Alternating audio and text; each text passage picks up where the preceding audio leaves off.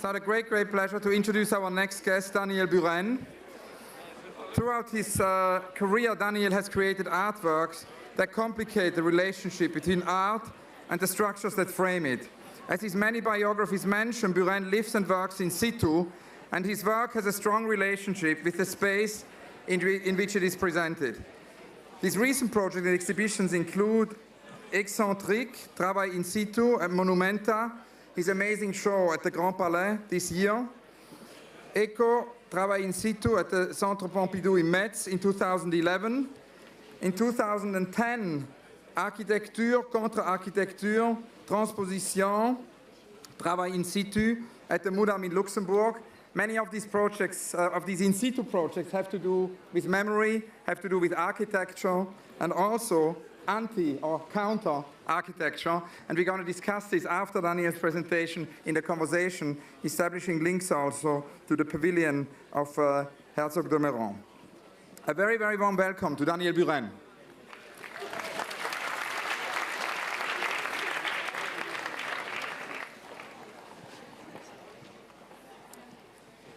Good evening, everyone. I will go very briefly about a few works. I could have taken 200 different pieces, and I selected 3 different works.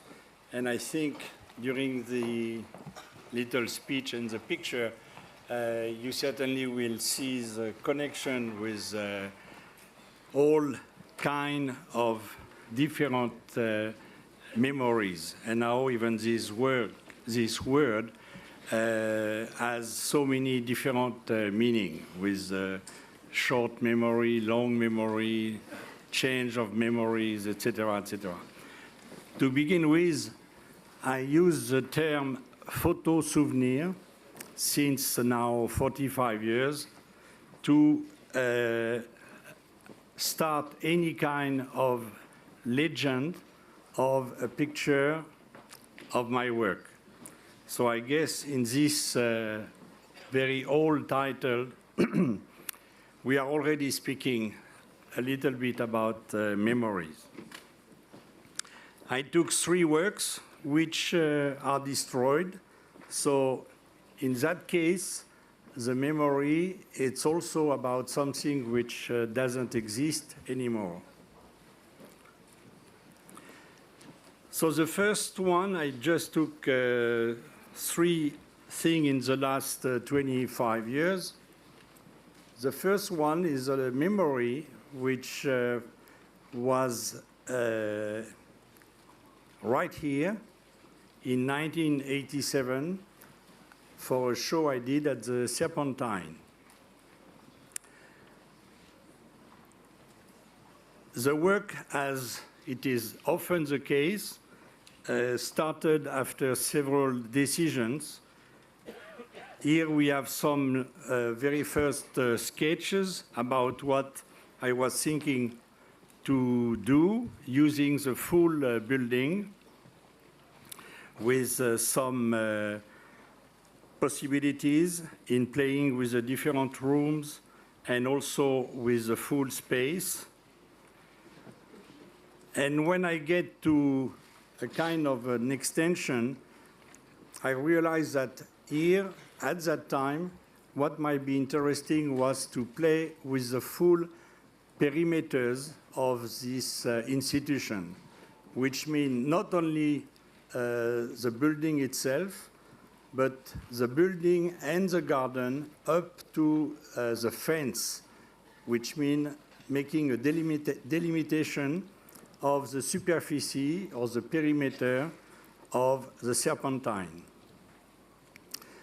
So I get to this very simple kind of drawing, cutting the museum in 2 parts, in 4 parts, in fact, by the middle of the architecture, and then crossing the full museum up to the limit of the garden.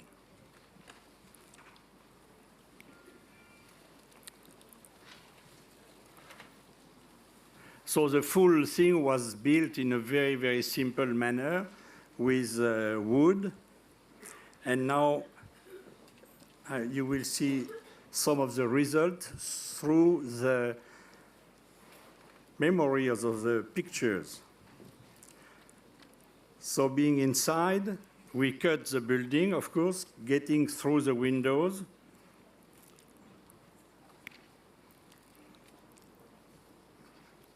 The title was Structure for Two Catalpas. As you can see today, these trees are not anymore existing. Some other has been planted, I saw it, but these two magnificent trees are not anymore in the landscape.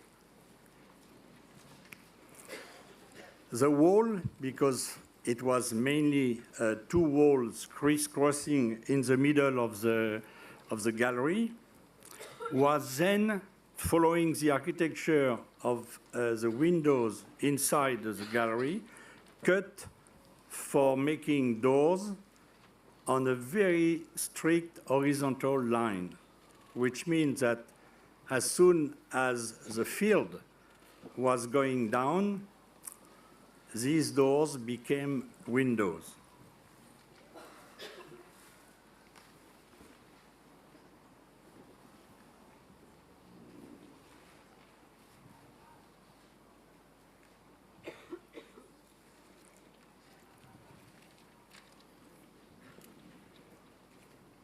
Speaking about more or less around the idea of memory, of course, these elements are the only remaining of the work.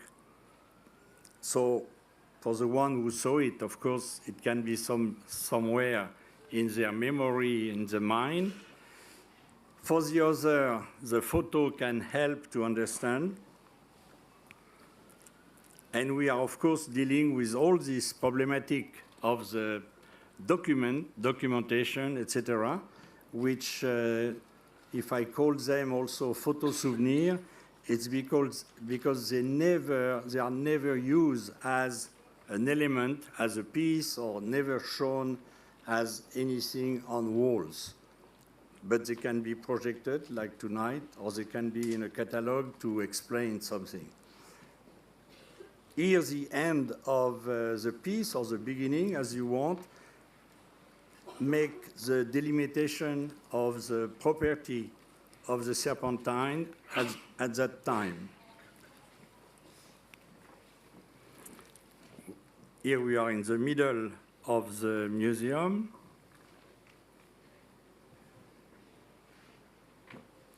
And then, just to have an idea of the construction, the back was remaining absolutely brutal with the material visible, and the other side was systematically covered with white and red stripes.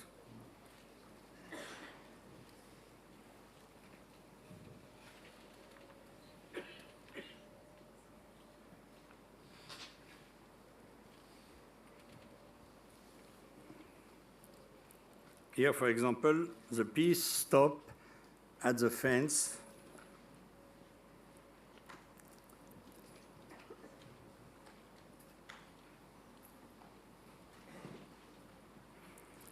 And now we jump several years later to another work done in a specific place for memories. I want to speak about an archaeological park which you might know in Ostia, near Rome, in Italy. And in that pretty big old city where everything is more or less ruins and destroyed, they have the very first, or the only one of that time, old synagogue, where in fact they just have few small walls, and what is very visible is the plane of the synagogue with certain remaining of the way and how was done the floors of this very old place. So, for example, Here we have an element which is still visible in the middle of the grass, and just a frame by very small walls which make a pretty clear definition of the room where this floor was done. Here you have another idea of another room with a floor with a different pattern. You will see that I use even that pattern for the piece I'm going to show to you. And in another room, the remaining were of this quality, which means almost invisible. So here we are really with what can remain, physically speaking, about memories. Here we have almost 1800 years. So I just come back to this picture because making certain look to what was the situation, all of a sudden I was struck by this kind of frieze or this kind of frame. You can see black and white. And of course, I have a certain habit of the stripes.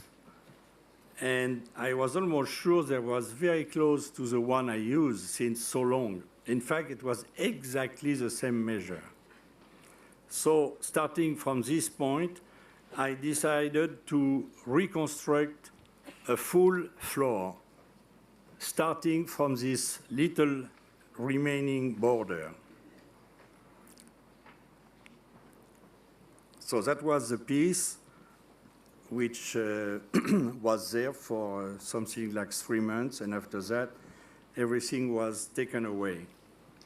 So as you can see, the corner is exactly following something which was still visible on the floor, and the middle was taking, in a different way, of course, but making a kind of interpretation of what was still visible as mosaics on an old room next to this one.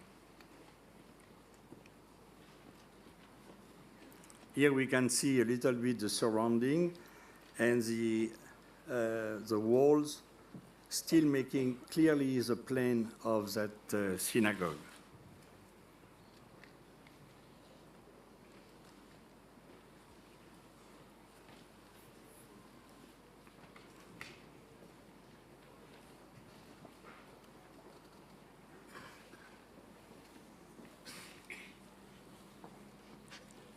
It was possible to walk on that piece, not something to be seen from the distance. People were able to walk and to crisscross the park and to crisscross this old vestige. And the third piece, which is also today like a memory, which is a little more recent and fresher, was about the piece I did at the Grand Palais in Paris last May and June for this kind of big exhibition given to an artist every year since 5 years to work with this extraordinary place called the Grand Palais in Paris.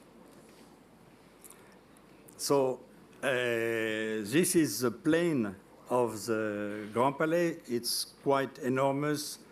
It's on the floor 12,000 meters square. It's 45 meters high, and you have to deal with all these elements. I must say that for my work and the way to start to work with such a place, the size was never, at least for myself, a real problem. The biggest problem was more or less and was strongly the beauty of the space. The challenge with such a visual, fabulous building is the thing, I think, the most difficult thing to compete with. So anyhow, I also realized that this building, it's totally done inside, speaking about the inside, based on circles. So funny enough, it's not the first thing you can see when you enter. As soon as you realize that from the decor to the smallest little screws, as well as for the arches, etc., everything is designed from a full circle or an arch. So when I saw that, I realized that to introduce a form in such a thing, circle was certainly an interesting possibility. So this is just some sketches how to take that space. And the second decision I took, as far as the place is gigantic, the title of the show, as you know, is Monumenta, which means, of course, monumental, was to try also not to jump on this idea of gigantism and to try to play as well as possible with the structure, but not at all to put the visitors inside this very enormous space where, especially when it's empty and naked, absolutely imposing. So to do that, we will enter into the building in 3 minutes. So you have the outside of the Grand Palais. The flag, which is usually the French flag, as being replaced by a piece, which I did for the show, during the show, and where I obviously took what was the key form for the full exhibition. Then the outside of the building, here we are in front of the main entrance. I realize that this main entrance, it's, to my eyes, absolutely wrong to enter to this building. So it was not very simple, but I succeed in blocking this entrance and to open something which is very rarely used on the sides, extreme east and west of the building. So this is the main entrance, and it was not possible to get through. In front of the entrance, you have the affiches for the different exhibition and for the one I was doing. And everything outside was black and white. Here, because I changed the entrance, it was not possible anymore to use all the more or less little barracks or things like that, which are used for paying the ticket and to enter into the big hall. So we decided, and we succeeded too, which was not so easy, to build all that outside of the building, right in the Champs-Élysées, at the exit of the subway. And here I introduce, but people will only understand when they will go to visit the exhibition, I introduce some of the shapes and the same technique as all the objects, if you can say so, which are used inside of the building, except we keep outside everything between black and white and gray. So the structure is the first little signal for the show. People were able to take their tickets at that entrance.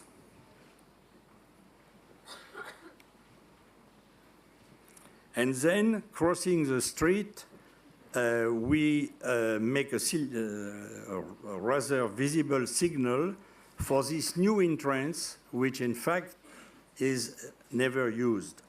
So I built what you can see, and a long corridor going into the Grand Palais itself. So we are still absolutely black and white, and at the end, we just start to see the end of this little tunnel. And we enter directly inside the Grand Palais, where in fact I install absolutely on the full surface a series of small and big. Small, the smallest were 2 meters diameter, which is still not so small, and the biggest was 8 meters diameters, series of circle, completely stretched with special material, colored and transparent, and everything as low as possible. So in fact, I play with this incredible contrast between to be inside a full structure, more or less like an apartment, inside the gigantic structure of the building itself. Some sign you can see absolutely everywhere where the architects of the beginning of the 20th century play with circles themselves in the full building. So the stairs are based on the circular system, the floor, the decor on the floor, etc., etc. So here we have a little idea of these circles. In the middle, we will see that better later on. I install large circle too, but covered with mirrors on which people were able to walk. And in the exact middle of the Grand Palais, I left a very large circle, which is exactly the projection of the dome, the central dome of the skylight. So where in fact the height of the building is the most impressive, on the floor it was completely open. And on this opening, on the same rhythm as the other, were installed this big circle of covered with mirror, where in fact you were able, right in the middle, to see as much under your feet as much as on top of your head. What you can see on the floor, this kind of blue grid, is in fact the projection of the dome, which was at its turn covered with the same type of filter, and which was directly taking the sun. So the full idea, at the exception of what I just said about the color, was also to take as much advantage of the fact that this building is totally open to the sky. In fact, we are just inside protected against the wind and against the rain, but the light is exactly the same as you can have in the street. And I think this is what mainly gives to this building a very strong similitude with a public place and not something like a museum or something like a gallery, but a more or less public place like the famous passages in Paris were used for also at the middle of the 19th century.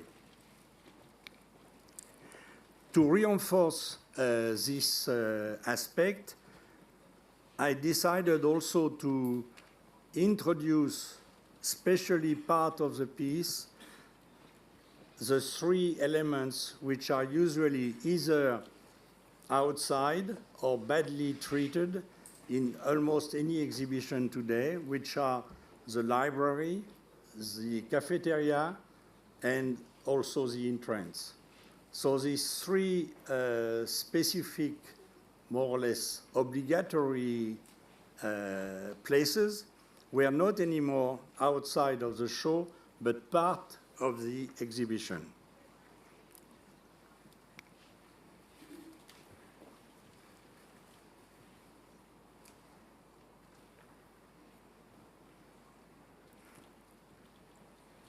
Obviously, and that cannot be given so well by the pictures, the effect of the sun, the effect of the shadows, the effect of the clouds, etc., has a very strong role in the middle of the exhibition.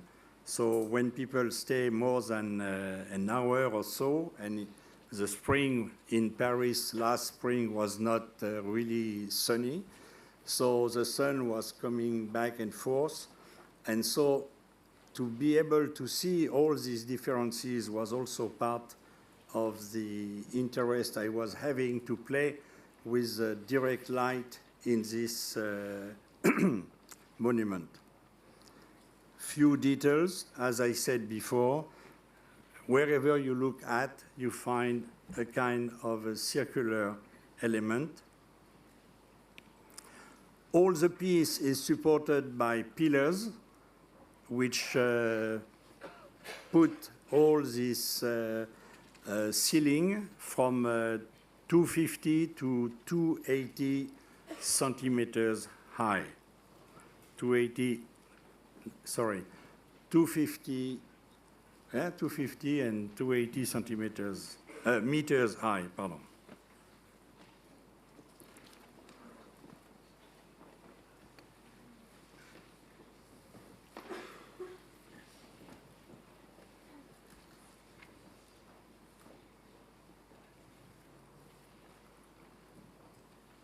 So it was continuously at the minimum two aspects.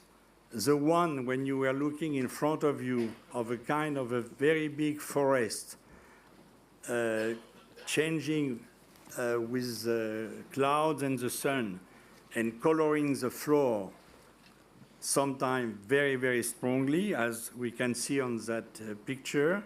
And as soon as you were lifting your head through these filters, you were able to see again the architecture itself.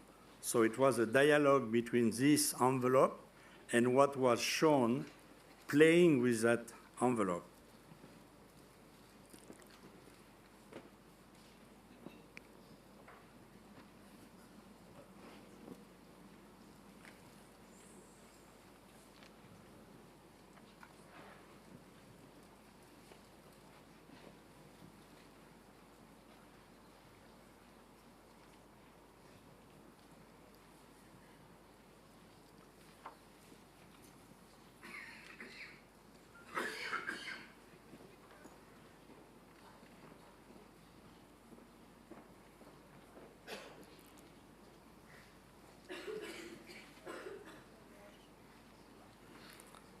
So in connection with the scale, the timing of the show itself is rather short because it's 6 weeks.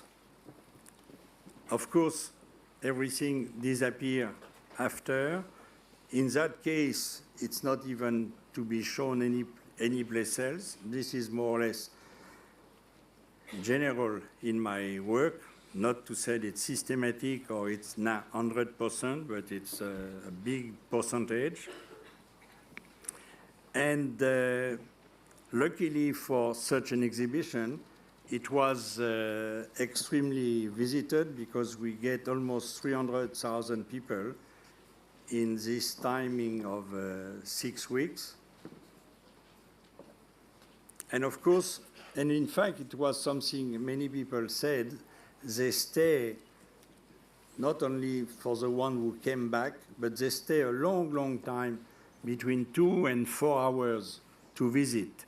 So which means they understood that to take benefit of the exhibition, they were more or less immediately attracted by the fact of the differences during the day and the movement of the sun.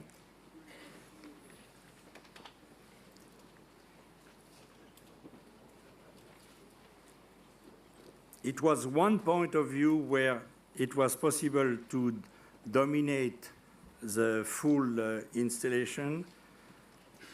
Unfortunately, it will have been very interesting to have, you see, all these balconies, and I will have done something specific for that, but these are prohibited because the security is not good enough.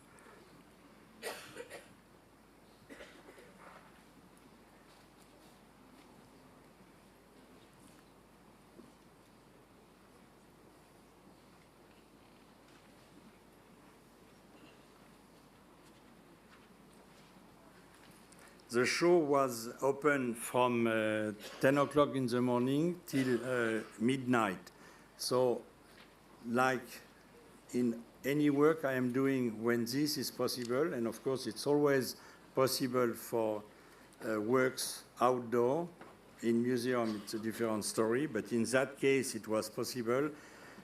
The piece at night was totally different. Not, of course, because it was the night and not the day, but the way everything was installed was completely different, because at night, all of a sudden, the skylight was getting dark and even very, very obscure. And a play with a specific position of projectors where we install a program was, few of them was fixed and half of them were moving. So, for example, this photo is taken when the ray of light is going slowly on top of all these circles, coloring the floor in a different way compared to the sun.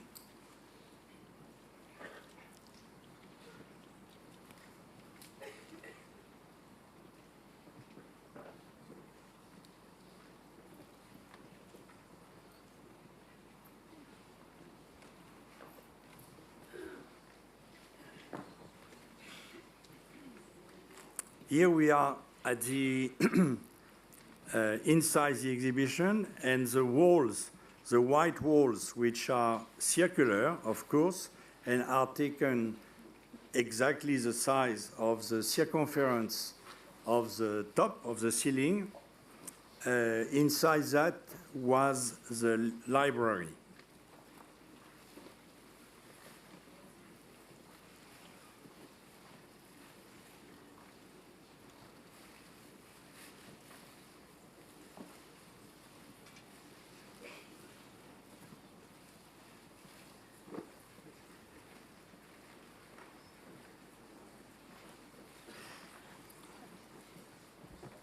Thanks. Now, I don't know if we continue with the discussion, but it's finished for the slides.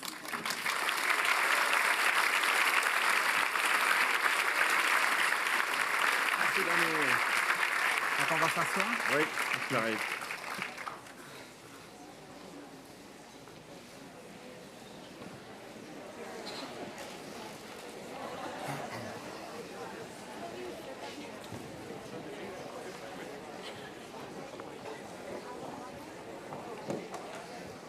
Daniel, thank you so much.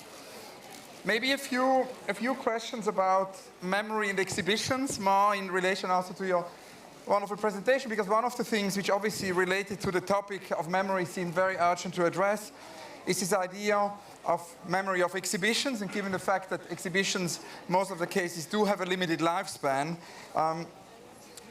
how do we remember them? You once said if consideration is given to where a work is sited, then the work cannot be moved elsewhere. but must necessarily perish once the exhibit is over.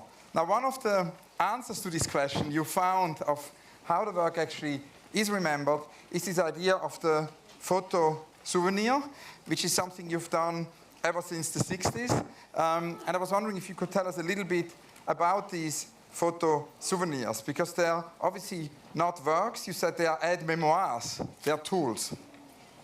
Yes, exactly.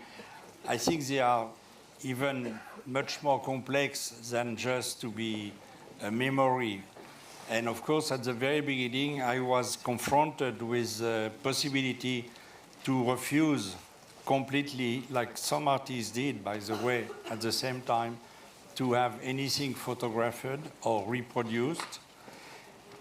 And I quickly understood that to try, in doing so, to prevent any kind of nostalgia or all these things which I did not like it so much, you were able to fall down into something even worse, which can be more or less something mythical. Ah, you never saw that work, but it was absolutely extraordinary, and in a way, with the time, it could have been completely forgotten, and that in that case, it was perfect in a way.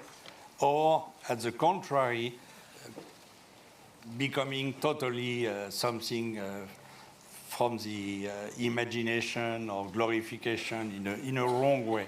So anyhow, the idea of photo or film or whatsoever give at least a small but existing proof of the existence of the work. Especially when I started to think about that, what I was mainly doing was to put poster in the streets, and a little bit like later on came the graffitis. Posters in the streets was covered, disappeared between 10 minutes and 2 days, more or less. So it was a constant redoing of these things, which was my activity, but also how to play with that, or how possibly to make sure 5 years later or 10 years later that this has really been done. And just to the fact, not for the invention or whatsoever. So anyhow, I was confronted with that, and I decided that the use of the photo was, at least for myself, a very good tool, also to be able to show it to some people or to have it in some illustration. But the very, very strict position at that time was, first of all, to refuse forever to sell these pictures, which means, when I said sell, is not even to speak about the business, but to exhibit these pictures on walls in museum, and by logic to sell these pieces, because I knew, even today we all know that, and it has been done by so many different artists anyhow, but if you have that as a piece installed in a wall, not to say it's beautiful, but it's becoming to be a work, and if you do that, the origin of the work is totally masked little by the quality, whatsoever the quality, of the object being the photo of the piece. And I thought that such a confusion could be more or less dramatic for what I was considering, like the work having some interest. So all these parameters give me a certain attitude, with the fact that I think recording, possibility to have some proof of the work, etc., are important, at the condition not to become the piece by itself. And second of all, with all the restriction of the fact that even a presentation like this one, it's not only far from the work, but also give a little bit, or sometimes a great deal, of illusion, which normally I don't like so much. So but it's a good mean to try to at least make a discussion. So it cannot be an ersatz, but it is something which obviously could be a publication or a website in terms of, because you always said there cannot really be a retrospective of your work. A retrospective would obviously be to publish all of them. How many are there? There must be tens of thousands, no? Oh, maybe not so much, but quite a lot. No, but of course, I mean, but I think it's another aspect. It will be possible to make a book close to what normally is a big retrospective, but that will be just a recording of some photo, as much as it's totally impossible in my case to make a retrospective of the work, at least with a minimum series of works to make seriously the term retrospective. If you make a retrospective with 10 pieces, it's fine, but I mean, you are far from a retrospective. So even if it's almost never existing a retrospective of the full body of work of an artist, when we speak about retrospective, it's usually to show the last 20 years or 40 years or whatsoever of the production. So in my case, of course, such a thing, it's totally impossible. For example, the first piece I show from the Serpentine, unless to rebuild everything, which is even impossible because the configuration changed a lot, it's finished forever. So the retrospective of such a thing doesn't exist. We can have the memory, even if we did not see it, because of the photo, and that's all, and that's the maximum, and the minimum too. Now, another aspect where memory enters your work has a lot to do how you work actually with the memory of concrete places. And I remember when we worked together on this Villa Medici project, Le Jardin, la Ville, la Mémoire, the garden, the city of memory, you did this extraordinary piece which actually had a lot to do with the memory of this garden and the memory of this site. And today, when you saw the pavilion here of Herzog de Meuron and Weiwei, you also reacted by actually evoking a piece in Krefeld, which we discussed, which had also to do with this idea of juxtaposition. Could you tell us about this way of dealing with memory, with places, and maybe the Krefeld example? I know there are few images, we don't have images, but maybe out of memory you could tell us. No, I mean, what I immediately saw, and in fact, which is interesting, it's speaking about memory. I am almost sure that very, very few people make any connection with this work and the existence of some works which were dealing with exactly the same principle on the last 30 years. So, funny enough, speaking about memory, in the art world, it's a lot of amnesia, which is, of course, parallel to the memory. But speaking with the idea of using a plane coming from something else, which is more or less the topic of the visual result of this work, which, of course, I found rather interesting, but I was immediately thinking about, for example, a piece I did in 1980 in the Museum of Krefeld, where I transported the plane of the house from Mies van der Rohe done in Auslang into the next house done as well by Mies van der Rohe. And that was the opening of this new place, which was, like the first one, a private house, becoming part of the museum of the city of Krefeld. So it's Haus Estos and Haus Lange, right? Exactly. So I put Haus Lang, in a certain way, the plan of Haus Lang, inside Haus Estos and rebuild the wall at the same size as the origin. And even, I will say more striking, 3-4 years ago, the artist Michael Asher did a complete one-man show in a museum in Santa Monica in California, where he reinstalled the structure of all the walls which has been used by different artists on the last 5 or 6 years. So we have a lot of crisscross of let's say, ideas, of course, with very different results. But this kind of transport of ideas are really often visible, and just many times I am just a little confused by the fact that it seems to be known or to be realized by most of the people who see the works or visit the exhibition, etc.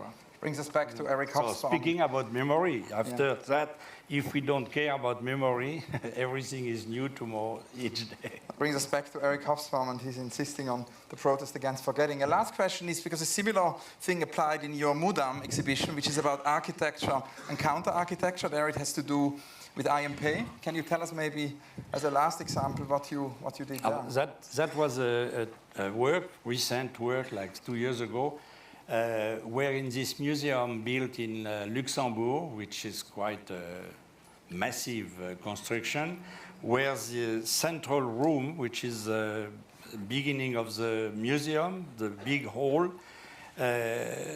first of all, it's almost impossible to show anything there. It's prohibited to touch the walls, very difficult to reach the skylights because it's very high and not practical. Even to change the lights, they have huge problem. Anyhow, that is the situation. But in the same museum, you have different floors, different rooms, and at the end of a long corridor, you have a pavilion which has a shape which is more or less the reduction of this huge hall. So when I saw that, and it was impossible to play with the skylight, I realized that it was maybe a possibility, so I rebuilt the pavilion, the small pavilion, which is still pretty big, inside this gigantic hall. And in fact, then I make a kind of counter-architecture with the exact architecture of the same architect in the same building. And after that, of course, you have to see, unfortunately today, only the picture because the show is finished. But even with the picture, we can realize what happened to this architecture, which is totally broken, into the same kind of architecture. And thank you so very, very much. Thanks a lot. Thank you. Merci beaucoup. Merci.